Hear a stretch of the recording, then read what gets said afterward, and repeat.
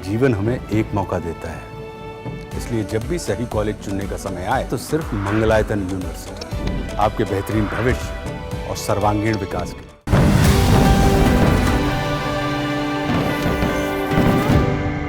भारत सरकार ने 14 अगस्त को विभाजन विभीषिका स्मृति दिवस घोषित किया है।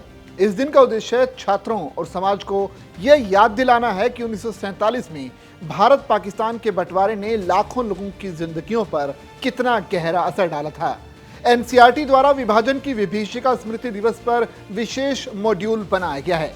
कक्षा 6ठी से लेकर 8वीं तक की कक्षाओं के लिए इसे तैयार किया गया है। इसका मतलब है कि अब मिडिल और सेकेंडरी स्कूलों के बच्चों को पढ़ाई में यह भी सिखाया जाएगा कि आज़ादी के समय 1947 में हुए बंटवारे से लोगों को कितनी मुश्किलों और दुखों का सामना करना पड़ा और हमें उससे क्या सीख लेनी चाहिए।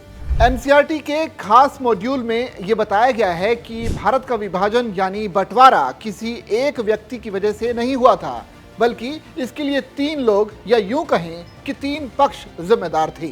पहला पक्ष मोहम्मद अली जिन्ना, जिन्होंने बंटवारे की मांग की। दूसरा पक्ष कांग्रेस, जिसने बंटवारे को स्वीकार किया। और तीसरा पक्ष लॉर्ड माउंटबेटन, जिन्होंने इसे लागू करवाया। इस मॉड्यूल के मुताबिक भारत का विभाजन गलत सोच की वजह से हुआ। मुस्लिम लीग ने 1940 में लाहौर में एक बैठक की थी।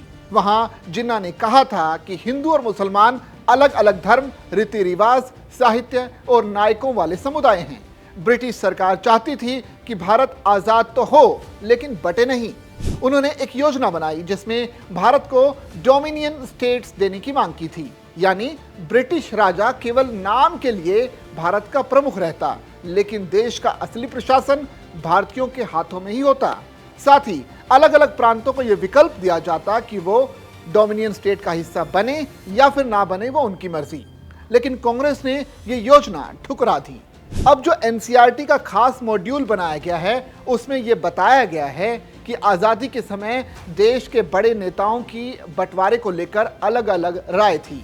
सरदार वल्लभ भाई पटेल शुरू में बंटवारे के पक्ष में नहीं थे, लेकिन बाद में उन्होंने इसे जबरदस्ती ली जाने वाली दवा की तरह स्वीकार कर लिया। जुलाई 1947 में बॉम्बे की एक सभा में उन्होंने कहा था कि देश युद्ध का मैदान बन चुका है, दोनों समुदाय अब शांति से साथ नहीं रह सकते, गृह युद्ध से अच्छा है कि बंटवारा कर दिया जाए। लॉर्ड माउंटबेटन, जो कि भारत के अंतिम वायसराय थे, उन्होंने कहा था कि भारत का बंटवारा मैंने नहीं किया, ये भारतीय नेताओं ने खुद मंजूर किया। मेरा काम केवल इसे शांति से लागू करना था। जल्दबाजी की गलती मेरी थी, लेकिन इसके बाद हुई हिंसा की जिम्मेदारी भारतीयों की थी। महात्मा गांधी बंटवारे के खिलाफ थे। उन्होंने 9 जून 1947 को प्रार्थना सभा में कहा था कि अगर कांग्रेस बंटवारे को मानती है तो ये मेरी सलाह के खिलाफ होगा, लेकिन मैं इसका विरोध हिंसा या गुस्से से नहीं करूंगा।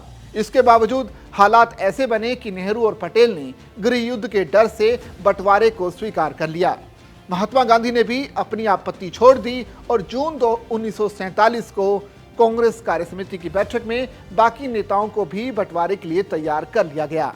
मॉड्यूल के मुताबिक लॉर्ड माउंटबेटन ने एक बड़ी गलती की। उन्होंने सत्ता हस्तांतरण की तारीख जून 1948 से घटाकर अगस्त 1947 कर दी, यानी पूरे काम के लिए केवल 5 हफ्ते ही मिले।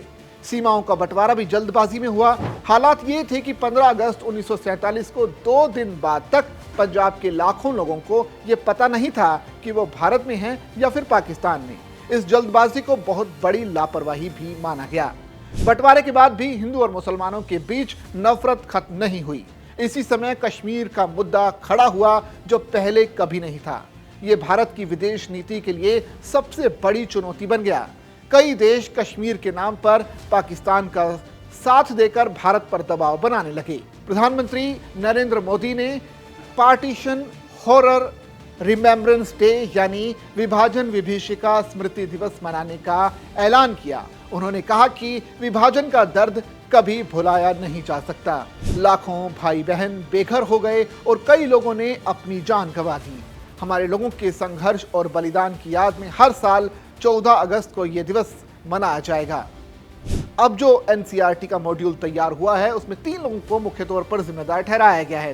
पहला तो ये कि किस तरह से ये नीति बनी, यानी कि मोहम्मद अली जिन्ना जो कि पाकिस्तान के संस्थापक है, उनकी डिमांड थी। उसके बाद दूसरी बड़ी गलती कांग्रेस की इस मॉड्यूल के तहत बताई गई है, जिन्होंने इसे स्वीकार किया, और तीसरी लॉर्ड माउंटबेटन ने जिसने इसे लागू करवाया। तो इस तरह से ये 3 गलतियां इस मॉड्यूल के तहत बताई गई हैं, जिस पर अब बवाल मचने लगा है। इस नए मॉड्यूल को लेकर आपकी क्या राय है, आप कमेंट करके हमें जरूर बताइए और बने रहिए दैनिक जागरण के साथ।